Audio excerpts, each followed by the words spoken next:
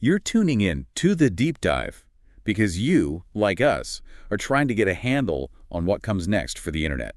And today, we're tackling a truly foundational pairing, cryptocurrency and decentralized identity.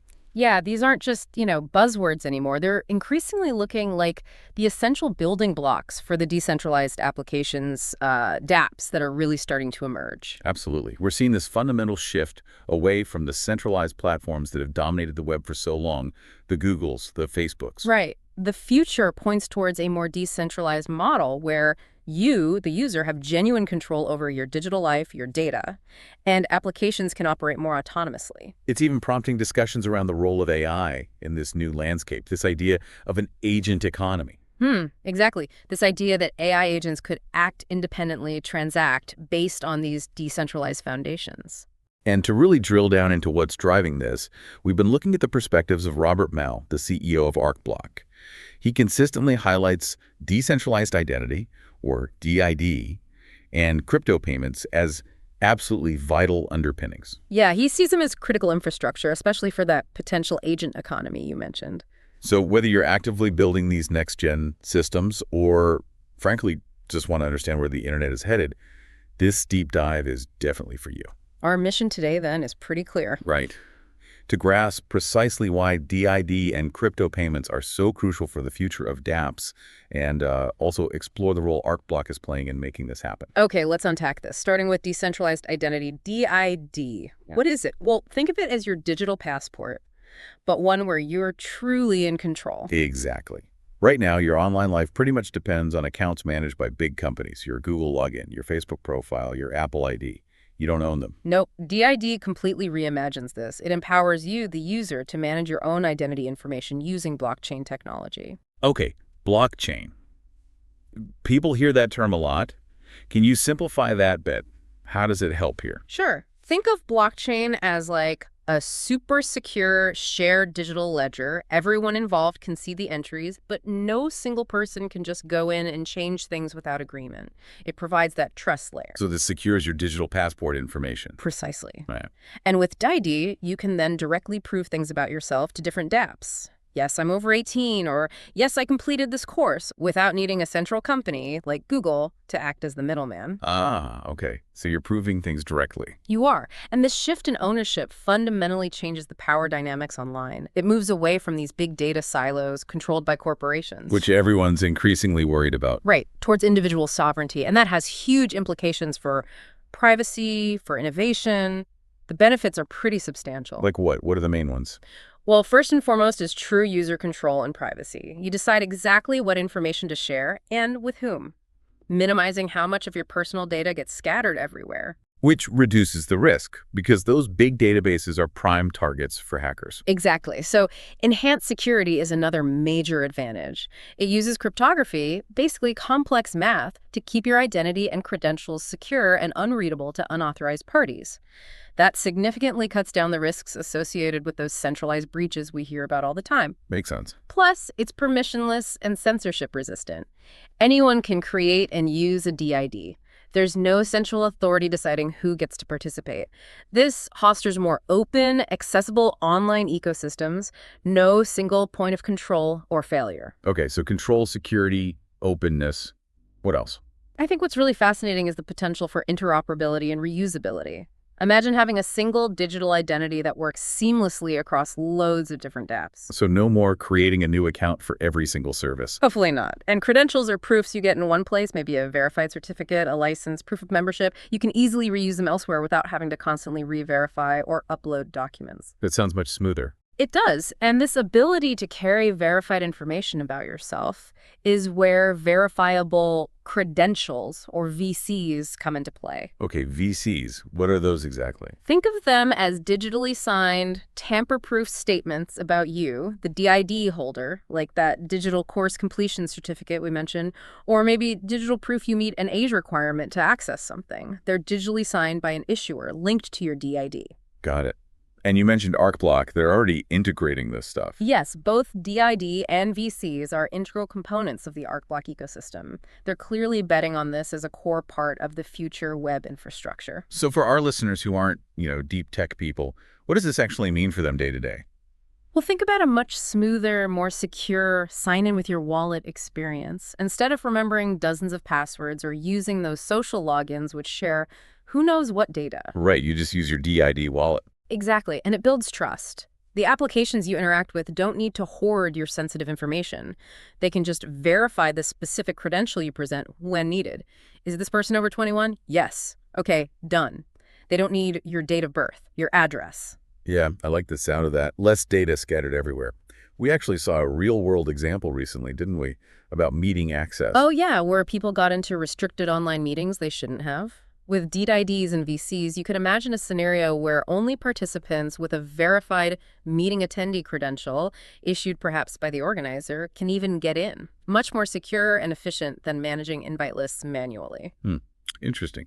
Now, for the developers listening, are there specific technical things they should be aware of? Definitely. They'll want to get familiar with the W3C standards, the DID core specifications, and the verifiable credentials data model. These are sort of the rule books that ensure different systems can talk to each other. Standards are key for interoperability. Absolutely. And then understanding different DID methods is important. Think of these like different ways to create and manage your DID. There's did.ethhr on Ethereum, did.key, which is simpler, ArcBlock's own did.ebt, did.pk, each has different trade-offs. Trade-offs like? Security, cost, how decentralized it truly is, maybe performance. So choosing the right method depends on the application's needs. Okay. And you mentioned wallets. Managing the keys must be a big deal for users, right? How do you not lose access to your entire digital identity? That's a critical point. Key management is huge. We're seeing solutions like browser extensions. ArcBlock has its DID wallet. For example, dedicated mobile apps are common too. And then there are more advanced ideas like social recovery, where you designate trusted friends or maybe other devices to help you regain access if you lose your main key. So ways to make it less terrifying if you lose your phone or something. Exactly. Trying to make it user-friendly, but still secure. And for developers, thankfully, there are tools to help. Libraries and SDKs, software development kits. ArcBlock, for instance, offers something called DATA Connect and other tools to make integrating DID features into DApps much simpler. So developers don't have to reinvent the wheel every time. Precisely. They can focus more on their application's unique value, not the underlying identity plumbing. Okay, so that's the identity piece, this cell phone digital passport. Now, let's switch gears to how value moves around in these dApps, crypto payments. Right. So in the context of dApps, crypto payments mean using blockchain-based digital assets for value transfer within the application's ecosystem. And that could be various things, not just Bitcoin. Oh, yeah. Definitely. It could be ArcBlock's own token, ABT, or Ether, or stable coins like USDC. Those are tokens designed to stay pegged to a traditional currency like the US dollar. Or even tokens created specifically for one dApp, like an in-game currency. Okay, and the key thing is they bypass traditional banks. That's a major aspect. The transactions are often peer-to-peer, directly between users or between users and the dApp, without needing banks or payment processors as intermediaries. Which must have some big advantages. It really does. One huge one is automation and programmability. Combine crypto payments with smart contracts. Smart contracts, those self-executing code pieces on the blockchain. Exactly. Code that automatically runs when certain conditions are met, so you can automate things like payouts, imagine royalties instantly going to creators whenever their digital art is sold, or automatic subscription renewals, setting up secure escrow for complex deals. Even, going back to the agent economy, enabling AI agents to automatically pay each other for services based on pre-agreed rules. Wow, okay, that opens up a lot of possibilities beyond just simple payments. Definitely. And then there's speed and global reach. Crypto transactions can often settle in seconds or minutes, not days like some international bank transfers, and they work 247 across borders without holidays. That's a significant difference. What about costs? I always hear about high gas fees on networks like Ethereum. That's a valid concern, and costs can vary a lot. Gas fees on Ethereum Layer 1, for example, can sometimes be prohibitive for small transactions. However, other networks and Layer 2 solutions are addressing this. ArcBlock, for instance, has a pretty interesting model. Oh yeah, what's that? If you stake just one ABT token, which is a relatively small amount, you essentially get to make transactions on their network without paying gas fees. Really? Zero gas fees just by holding a bit of their token? That's the model, yes. Which is obviously very attractive compared to potentially high or unpredictable fees elsewhere, makes microtransactions actually feasible. It's a big deal. Any other advantages? Well, there's the potential for greater financial inclusion, giving people access to digital payments even if they don't have traditional bank accounts, especially in underserved regions. Right, you just need internet access and a wallet. Pretty much. And transparency is another factor. On public blockchains like ArcBlock's ABT network, transactions are recorded publicly. Anyone can verify them. This offers auditability and can build trust. Okay, so for the non-technical listener, what does this look like in practice? Imagine frictionless microtransactions tipping a content creator a tiny amount instantly. Mm. Or robust in-app economies where users buy, sell, and trade digital goods seamlessly using the DApp's own token, sending instant payments to someone on the other side of the world. And yeah, maybe eventually, those AI agents automatically paying each other for data or computing power. It paints quite a different picture of online interaction and value exchange. It really does. And for the developers, again, a couple of points. ArcBlock offers both a Layer 1 and a Layer 2 blockchain. Layer 1 is the base layer. Layer 2 is built on top for speed or cost savings. Essentially, yes. It gives developers flexibility to choose the best environment for their DApps needs, balancing security, speed, cost. Wallet integration is also crucial for user experience. ArcBlock's DID wallet aims to provide that seamless gateway to their ecosystem, handling both identity and payments. Makes sense. One interface for both. And they offer a payment kit, too, designed to make it easier for developers to accept payments not just in ABT, but also things like Base, ETH, maybe even bridging to traditional currencies like USD, trying to make it practical. Okay, so we've looked at DID, this digital passport, and crypto payments, a native value transfer. You hinted earlier that the real power comes when they work together. Exactly. That's where the synergy really kicks in. The true potential is unlocked when you integrate DID and crypto payments, especially when you layer in other tech like AI. This combination enables much more sophisticated, trust-minimized interactions. Trust minimized, meaning you don't have to rely on a central authority as much. Precisely. You rely on the cryptography and the protocol rules. Let's think about some concrete examples of this synergy. Okay, like what? In DeFi, decentralized finance, you could use DID for privacy-preserving KYC/ML checks. So proving you are who you say you are and meet regulatory requirements, but perhaps without revealing all your personal data to the DeFi service itself. Then the actual lending, borrowing, trading, that happens using crypto payments. So compliance without sacrificing all your privacy. Interesting. Are considered DAOs, decentralized autonomous organizations. DD can verify membership and voting rights securely. Yes, this DD is a registered member with X voting power. Then crypto manages the DAO's treasury, executes proposals, distributes funds, all transparently on the blockchain. Right, tying identity and governance to the financials. What about gaming or the metaverse? Huge potential there. DD can prove ownership of unique avatars, virtual land, those digital items represented as NFTs. Then crypto is the engine for the marketplaces where people buy, sell, and trade those NFT assets. Your DD holds the proof of ownership.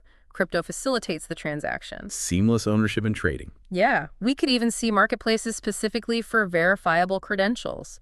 Imagine paying a small crypto fee to a trusted DID verified institution, maybe a university or a professional body, to get a digital verifiable credential for a certification or skill. So paying for trusted attestations directly. Exactly, creating new economies around verified digital reputation and qualifications. And that agent economy idea. How do DID and crypto fit there? Well, imagine autonomous AI agents. Each could have its own DID for identification and maybe even a reputation score built over time. They could then use crypto to contract with each other and pay for services like one agent paying another for processing some data or providing computing resources, all happening automatically based on smart contracts identified by DIDs paid with crypto. That sounds pretty futuristic, but you can see the pieces fitting together. It's definitely forward-looking, but the foundations are being laid now. So, okay, this is powerful stuff. For people listening who are maybe thinking about building a DApp or just curious about how to engage with this, what should they be thinking about? Let's start with the non-technical folks. Yeah, good idea. If you have an idea for a DApp, I'd really encourage starting with the why. Ask yourself, how can DD or crypto uniquely solve a real problem for my users? Or create compelling new value that's just not possible with today's tech? Right. Don't just use blockchain because it's trendy. Exactly. Avoid the tech for tech's sake trap. Focus on the user problem first. Yeah. And related to that, really obsess over the user experience, the UX. Ah, yes, the Achilles heel of early crypto apps. For sure. How easy is it really going to be for your target audience to get a DID wallet set up? to get some crypto if they need it, to interact with your app without feeling like they need a computer science degree. Learn from the often clunky UX of the past. Abstract away complexity. Good advice. Anything else for the non-devs? Maybe consider a phased rollout. You don't have to boil the ocean on day one. Perhaps start with just one piece, like using DID for login into basic profiles. Get that right, get users comfortable, then maybe introduce crypto payments or more complex VC interactions later. Makes sense. Walk before you run. And finally, stay informed on regulations. The legal landscape around crypto and digital identity is still evolving rapidly around the world. Keep an eye on developments in your relevant markets. Definitely crucial. Okay, what about for the developers listening? Any specific advice? For developers, thoughtful stack selection is key. Really research the trade-offs. Which blockchain, L1 or L2? Which DID method fits your security and cost needs? Which wallets are easiest for your users? Which smart contract platform? Consider security, scalability, cost, decentralization, and importantly, the developer community and support available. So do your homework on the underlying tech. Absolutely. And related to that, security is paramount, non-negotiable, especially when dealing with identity keys and financial value. Implement rigorous best practices for key management on the user side and for your smart contracts.